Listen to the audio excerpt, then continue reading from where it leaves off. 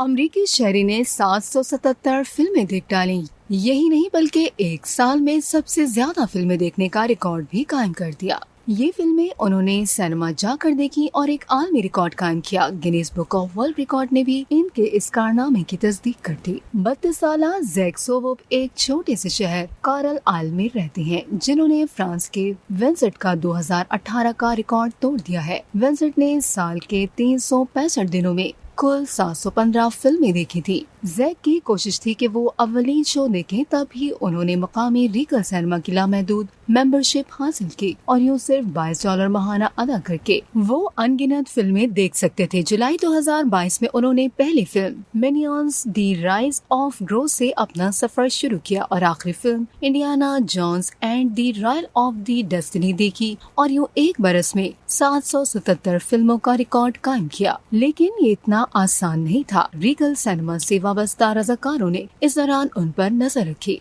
Guinness book of world record ने इनके कुछ असूल और ज़वाबित तय किए। एक शर्त ये थी कि ज़ैक फिल्म बीने के दौरान बार बार बैतुल खला नहीं जाएंगे और न ही कुछ खाएंगे और पिएंगे। हाँ, अलबत्ता एक फिल्म वो एक से ज्यादा बार देख सकते थे।